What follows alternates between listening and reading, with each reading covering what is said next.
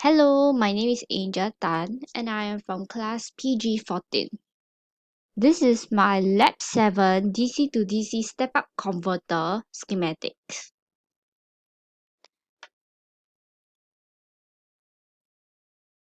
Now I'll be showing you the waveforms that have been generated. As you can see here, this is the current one, measure current. VM1 is over here. V out is here. And this is the switch voltage. Now we're zooming in to show you the waveform. As you can see, as I slowly zoom in, you'll be able to see the waveform starting to form. Okay, let me zoom in first. As you can see here, the waveform is starting to form.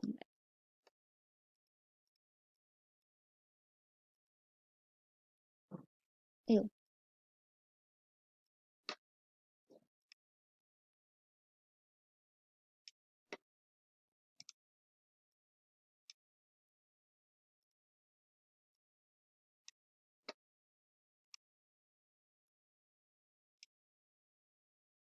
As you can see here, this is a pulse waveform. Okay,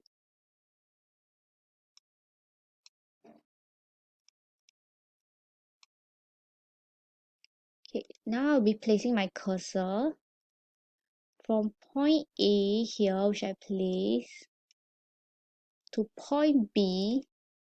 Between point A and point B, it represents T off, which means that the chopper is currently off. Whereas from this point, between the A and B, the newly adjusted point of A and B, between it, here, this is T on, which is the chopper is on. When switch is 0 volt, the chopper, the step-up DC to DC converter would be on.